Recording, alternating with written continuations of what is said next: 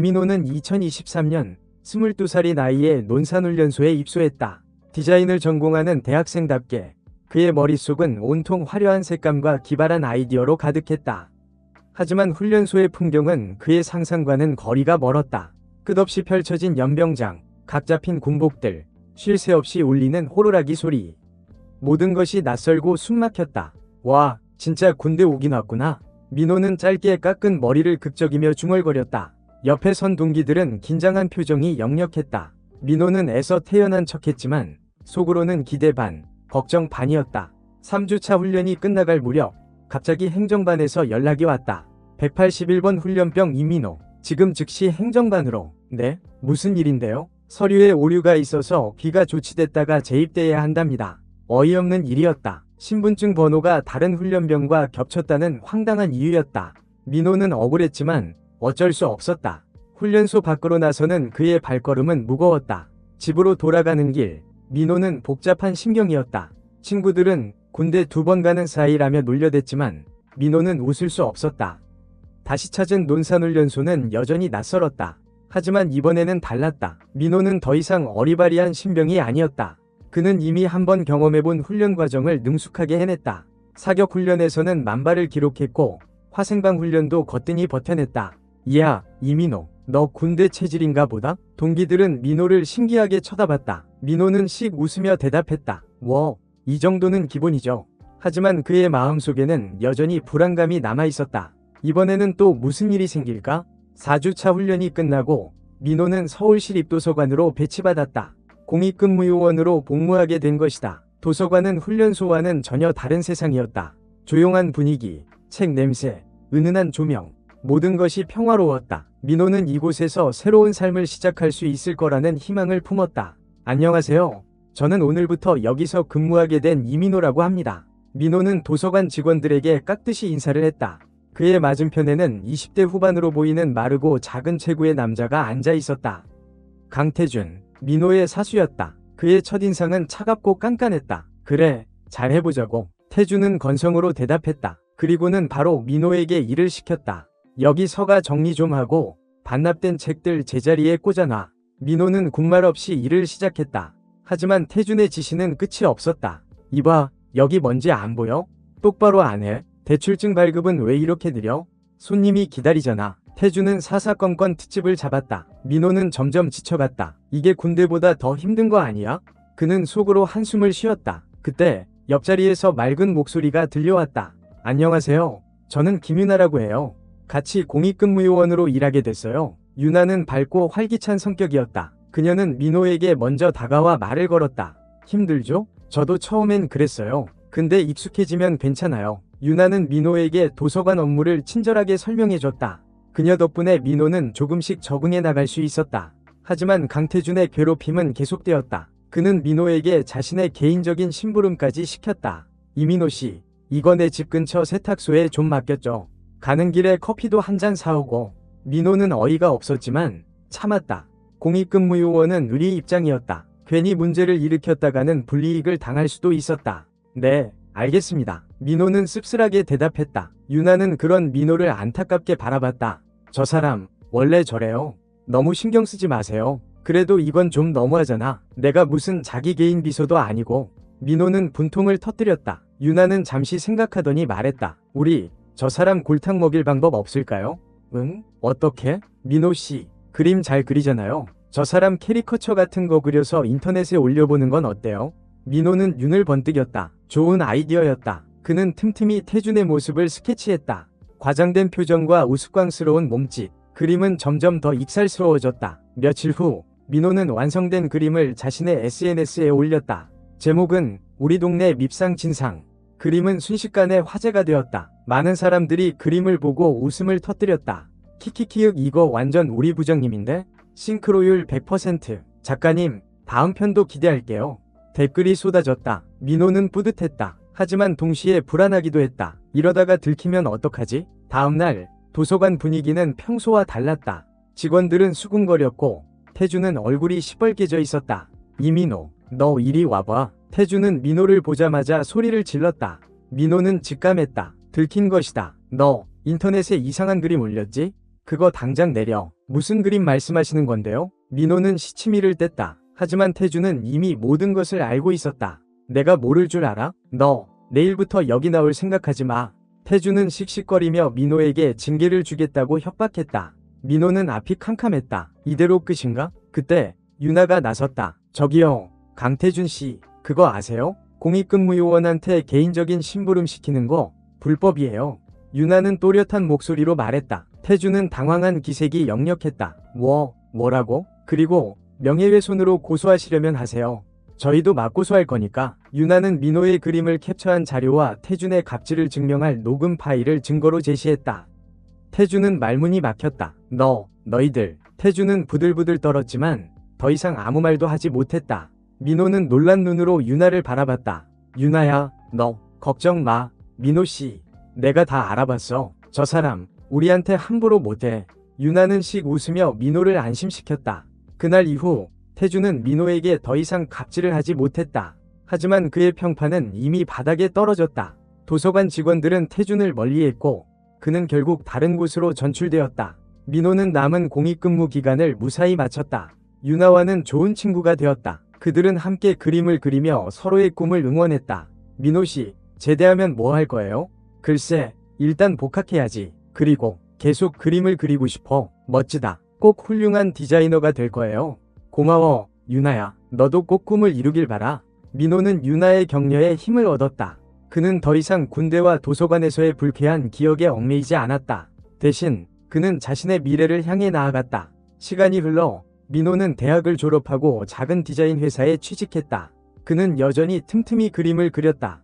그의 그림은 SNS에서 꾸준히 인기를 얻었고 몇몇 작품은 전시회에 출품되기도 했다. 어느 날 민호는 유나에게 연락을 받았다. 민호씨, 우리 예전에 그렸던 그림 기억나? 응, 우리 동네 밉상 진상 말이야. 그거 이번에 웹툰 공모전에 출품해보려고 하는데 같이 해볼래? 민호는 흔쾌히 승낙했다. 그들은 함께 새로운 이야기를 구상하고 그림을 그렸다. 웹툰은 큰 인기를 얻었고 민호와 유나는 정식 웹툰 작가로 데뷔하게 되었다. 민호는 자신의 경험을 바탕으로 다양한 작품을 만들어냈다.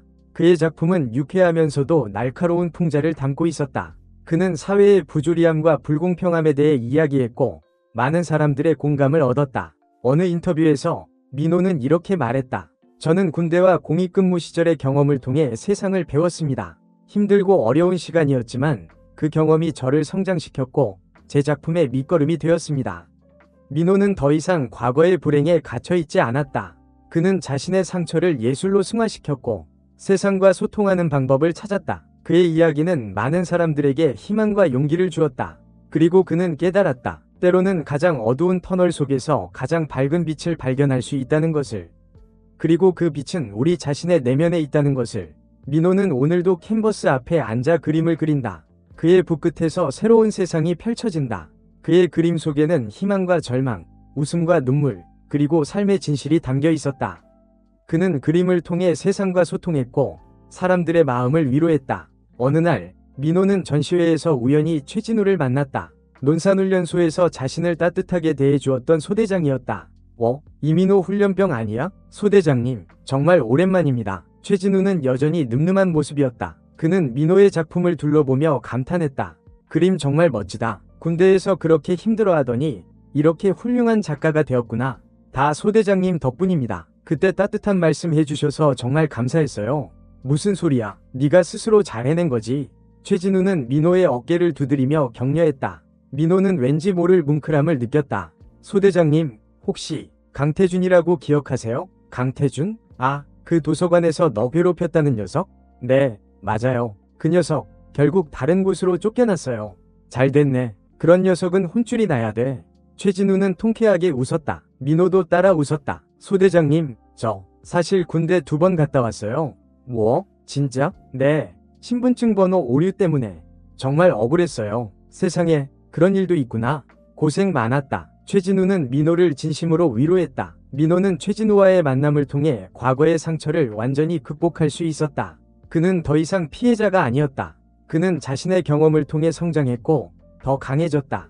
민호는 계속해서 그림을 그렸다. 그의 그림은 점점 더 많은 사람들에게 알려졌고 그는 유명한 작가가 되었다. 그는 자신의 작품을 통해 사회에 긍정적인 영향을 미치고 싶었다. 어느 날 민호는 한 통의 이메일을 받았다. 강태준이었다. 이민호 씨, 안녕하세요. 저는 강태준입니다. 혹시 저 기억하시나요? 민호는 순간 불쾌한 기분이 들었다. 하지만 그는 답장을 하기로 했다. 네, 기억합니다. 무슨 일이시죠? 죄송하다는 말씀을 드리고 싶어서요. 제가 그때 너무 심하게 굴었던 것 같습니다. 진심으로 사과드립니다. 민호는 놀랐다. 강태준이 이렇게 나올 줄은 몰랐다. 사과를 받아들일지 말지는 제가 결정할 문제겠죠. 하지만 당신이 진심으로 반성하고 있다면 그걸로 됐습니다. 민호는 짧게 답장했다. 그리고 더 이상 강태준에 대해 생각하지 않았다. 그는 과거에 얽매이지 않고 현재와 미래에 집중하기로 했다. 민호는 계속해서 그림을 그렸고 그의 그림은 세상에 희망과 용기를 주었다. 그는 자신의 상처를 예술로 승화시킨 진정한 예술가였다. 그의 이야기는 영원히 기억될 것이다. 민호의 웹툰은 연재를 거듭할수록 더욱 인기를 얻었다. 특히 우리 동네 밉상 진상 시리즈는 독자들의 폭발적인 반응을 얻으며 영화화 제안까지 받게 되었다. 민호와 유나는 얼떨떨했지만 이 기회를 놓치고 싶지 않았다. 민호 씨, 우리 진짜 영화 만드는 거예요? 그러게 말이야. 꿈만 같아. 영화 제작은 순조롭게 진행되었다. 민호와 유나는 각색 작업에 참여하며 자신들의 이야기가 스크린에 어떻게 펼쳐질지 기대했다. 영화에는 유명 배우들이 캐스팅되었고 감독은 민호의 군대 시절 경험에 깊은 관심을 보였다. 이민호 작가님, 실제 군 생활은 어떠셨어요? 영화에 리얼리티를 더하고 싶어서요.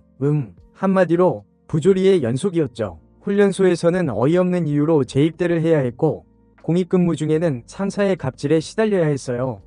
정말 힘드셨겠네요. 그런 경험들이 작가님의 작품에 어떤 영향을 미쳤나요? 제 작품의 뮬라, 모티프가 되었죠. 부조리한 현실을 풍자하고 약자들의 목소리를 대변하고 싶었어요. 감독은 민호의 이야기에 깊이 공감하며 영화에 그의 진솔한 경험을 담아내기 위해 노력했다. 영화 촬영은 화기애애한 분위기 속에서 진행되었다. 민호와 유나는 촬영 현장을 방문하여 배우들과 스태프들을 격려했다. 와, 진짜 신기하다. 우리 이야기가 영화로 만들어지다니. 그러게, 저 배우 강태준 역할이랑 완전 싱크로율 대박인데? 키키키윽 그러게, 연기 진짜 잘한다. 영화는 개봉 후 큰 성공을 거두었다. 관객들은 민호의 이야기에 공감하며 웃음과 눈물을 흘렸다. 영화는 사회적으로도 큰 반향을 일으켰다.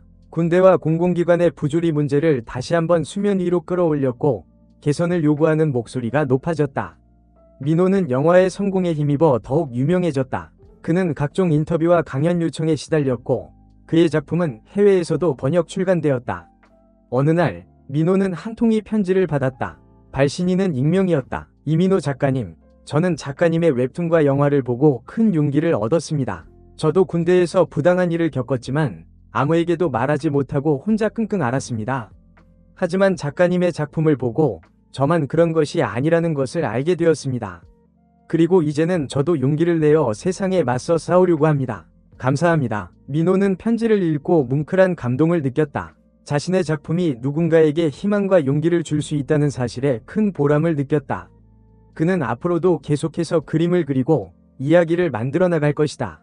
그의 작품은 세상의 어둠을 밝히는 작은 빛이 될 것이다. 민호는 유나와 함께 새로운 작품을 구상하기 시작했다. 이번에는 군대나 공공기관의 부조리를 넘어 사회 전반의 불평등과 차별에 대한 이야기를 다루고 싶었다. 유나야, 우리 다음 작품은 어떤 걸로 할까? 저는 요즘 사회적 약자들에 대한 이야기를 해보고 싶어요. 여성, 장애인, 이주노동자. 우리 주변에는 여전히 많은 사람들이 차별과 편견 때문에 고통받고 있잖아요. 좋은 생각이야. 나도 그런 문제에 관심이 많아. 우리 작품을 통해 그들의 목소리를 대변하고 세상을 조금이라도 더 나은 곳으로 만들 수 있다면 좋겠어. 민호와 유나는 자료를 수집하고 인터뷰를 진행하며 새로운 작품의 스토리를 만들어 나갔다. 그들은 다양한 사람들을 만나 그들의 이야기를 들었고 그들의 아픔과 희망을 작품에 담아내기 위해 노력했다. 새로운 웹툰은 연재를 시작하자마자 큰 반향을 일으켰다. 독자들은 민호와 유나의 진솔한 이야기에 공감하며 뜨거운 반응을 보였다. 웹툰은 사회적으로도 큰 영향을 미쳤다. 차별과 불평등 문제에 대한 논의가 활발해졌고 관련 법률과 제도가 개선되는 데에도 기여했다. 민호와 유나는 이제 단순한 웹툰 작가가 아니었다. 그들은 사회의 변화를 이끌어내는 예술가이자 행동가였다. 그들의 작품은 사람들의 마음을 움직였고 세상을 조금씩 더 나은 곳으로 만들어가고 있었다. 어느 날 민호는 한 통의 전화를 받았다. 국방부였다. 이민호 작가님, 안녕하십니까? 국방부 대변인입니다. 작가님의 웹툰과 영화를 감명 깊게 보았습니다. 네, 감사합니다. 다름이 아니라 저희 국방부에서 병역문화 개선을 위한 캠페인을 진행 중인데 작가님께서 홍보대사를 맡아주실 수 있을지 해서 연락드렸습니다. 민호는 잠시 고민했다. 과거 군대에서의 불쾌한 기억이 떠올랐지만 그는 이 기회를 통해 병역문화 개선에 기여할 수 있다면 그것 또한 의미 있는 일이라고 생각했다. 네, 좋습니다. 제가 할 수 있는 일이 있다면 최선을 다하겠습니다. 민호는 국방부 홍보대사 제안을 수락했다. 그는 병역문화 개선을 위한 다양한 활동에 참여했다. 강연, 인터뷰, 캠페인 영상 촬영. 그는 자신의 경험을 바탕으로 병역문화의 문제점을 지적하고 개선 방안을 제시했다. 민호의 활동은 큰 주목을 받았다. 언론은 그의 행보를 집중 보도했고 여론은 그의 용기와 진정성에 박수를 보냈다. 국방부도 민호의 제안을 적극적으로 수용하여 병역문화 개선을 위한 실질적인 조치를 취해 나갔다. 시간이 흘러 민호는 대한민국을 대표하는 예술가이자 사회운동가로 자리매김했다. 그의 작품은 전 세계적으로 번역 출간되었고 그는 수많은 상을 수상했다. 하지만 민호는 여전히 겸손하고 성실한 자세로 작품 활동에 임했다. 저는 아직도 부족한 점이 많습니다. 하지만 앞으로도 계속해서 그림을 그리고 이야기를 만들어 나갈 것입니다. 제 작품이 세상에 작은 희망이라도 줄 수 있다면 그것만으로도 저는 행복합니다. 민호는 자신의 예술적 재능과 사회적 영향력을 통해 세상을 더 나은 곳으로 만들기 위해